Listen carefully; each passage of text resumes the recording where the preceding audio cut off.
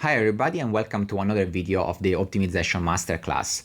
So this class is going to be based on the course that I do at Imperial College, which is based on this book, Convex Optimization, of Stephen Boyd and Lieven Vandenberger. If you haven't followed the previous lectures in this series, please check the link over here. Remember that you can download the material that I use to teach the class, so the so-called smart handouts, from the link in the description down below. If you have suggestions on future topics that you would like that I cover in this masterclass, please leave it in the comments below. Thank you very much and enjoy the course. The last approximation problem that we will consider is the robust approximation problem. So consider again the basic approximation problem in which we want to minimize the norm of ax minus b. And now reflect on the fact that in general, in most practical scenarios, a and b are measured quantities, are estimated quantities, and so they contain certain error. For instance, let's think about a friction coefficient. If in A or B there is a friction coefficient, well, it's well known that in general it's very difficult to estimate friction coefficients. And if your model has a 0.586 showing up in the matrix, how can you be sure that that's the actual value and actually the value is not 0.594 or something else? The point here is that in a sense, we shouldn't focus too much in trying to find the perfect solution for this specific A and this specific B, because in reality, that A and that B are not exact. So we now look essentially at a way to take into account this uncertainty, and we look at two approaches in particular, the stochastic robust approximation problem and the worst case approximation problem.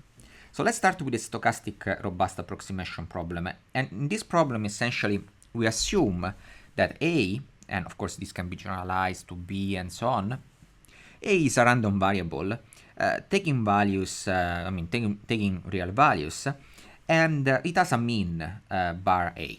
So you can think that up to this point we have worked just considering the mean bar A, but now we also want to include the uncertainty in our problem.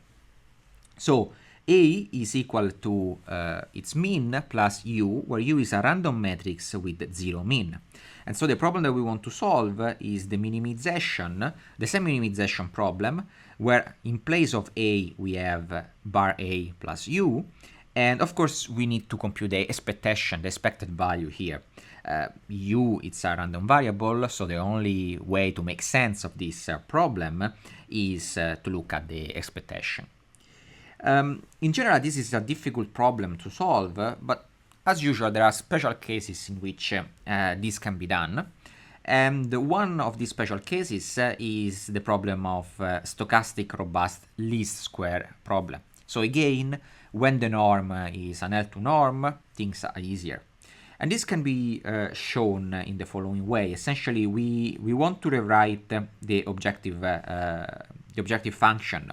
So we take the objective function, we compute the norm, we do all the computation, and essentially we can rewrite it as in this way. Okay, and now we rewrite in this way where we essentially define. The point here is noticing that a part of this term is deterministic. And a part of this term instead is, depends on U, and so we want to compute the expectation of that term. So if we define a matrix P as the expectation of U transpose U, then this can be rewritten in the following way. But now the observation essentially is that this problem is nothing else than a Tikhonov regularization problem written in this way. Where essentially the coefficient, the second cost function is this one over here. And we know what is the solution of this problem, and the solution of this problem is given here. So essentially is A bar A transpose bar A plus P, which is this expectation of U transpose U. Okay, and we know how to solve it. Another approach to robustness is the worst case approach.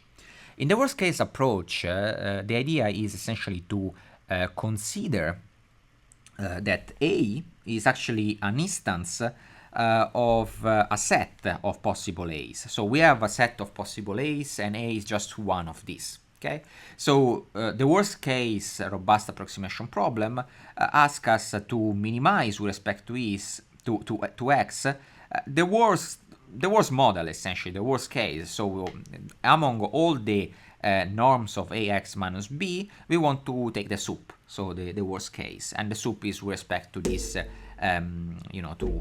all the possible a's. Again, this is a difficult problem in general to solve, but there are special cases in which this can be done. And in particular, it's difficult when when the set of A's is general. But if the set of A's has a particular structure, then things are easier. In particular, if the structure is the following, so we consider that our set of possible A is a sort of ball around the average, let's say, not the average, but let's say that there is a center, okay, and in this case is a center, so there is a bar A, which is the center of this set of matrices, and we said essentially that all the possible matrices are in this ball around this center bar A. If we formulate the problem, then we can express the worst case error, and again this worst case error depends on the norm that we want to use, and we can introducing some notation, we can write this worst case error as the sup with respect to all the vectors u in norm less equal than 1, then this term here, in which depends on u, with u giving the different a's essentially in our set of possible a's. Again, still this problem is difficult to solve, but there are some special cases in which this is possible, and that's the case of the Chebyshev approximation problem. So when the norm used is the L infinity, and the worst case least square approximation problem where the norm is an L2. Okay. Let's briefly look at the second case, so at the L2 problem. This is going to be difficult, and it's going to be beyond your knowledge at the moment, okay? But just to show you, and then I will tell you how when you will be able to actually fully grasp what's going on. But essentially, the problem that you want to solve is this, right? So we want to minimize with respect to x the worst case error, where this worst case error is computed with the L2 norm. So this worst case error can actually be written as a maximization problem. Because it's, we want to compute the worst case, no? So if we look at the definition, it's the sup. So let's write this sup as the solution of a maximization problem. So essentially, we want to maximize these two norm, and we look at the squared norm for simplicity, subject to the fact that, this is missing, that this has to be less equal than 1, okay, as it is there. Now, how do we solve this problem? Well, now this is going to be weird, but essentially the claim is that the solution to the problem 9 is given by the minimization with respect to x of the solution of this problem over here. Why? Well, again, as I said, there are a lot of steps that are missing here, and I'm showing you this approach just because later on, once we cover these topics, you can come back here, look at it, and this is just another example of those more advanced topics. So I wanted to cover it here anyway. But just to give you a hint of how this is the case, why this is the case.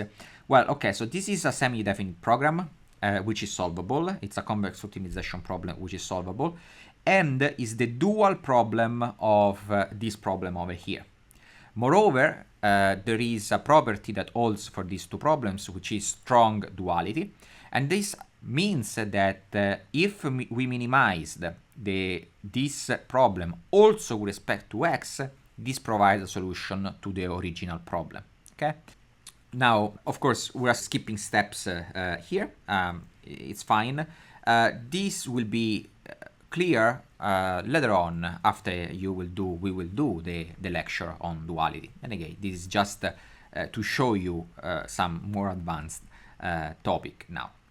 So let's look at a simulation, and in particular, let's compare the solution of the approximation problem with three different in three different ways. Okay, so the first one is we look at the nominal solution. So it's the first problem that we studied in this lecture. Then we look at the solution of the stochastic robust problem, and then we look at the solution of the worst case robust problem. So if we look at it, well, of course, as we would expect, if and this u represents the distance from the nominal value of a. Okay, so when u is 0, then this is the nominal model, and we see that, of course, for the nominal model, the minimum value is obtained by the nominal solution, and this is expected. But the nominal solution, the residual of the nominal solution, grows very quickly when the actual a is different from the nominal a. If we look at the stochastic solution, well, the stochastic solution has a higher value at the nominal model, but it grows less quickly for a larger value of for not a larger value, but for values of a which are far from the nominal one. And the worst case, well, the worst case, you can think of it as you're considering the worst case, no? So you have to look at all of them and then take the worst and then minimize that. And that means that more or less you expect to have more or less the same performances across all values of a. And this is what happens, and you see here is the fact that the value of the residual using the worst case solution on the nominal model, it's even worse than the stochastic case. But apart from that, it's pretty much flat. So, for very large values of distance, so for very bad, bad cases, the solution is still acceptable. Okay, that's exactly because we are essentially trying to minimize the residual value at the faraway bounds.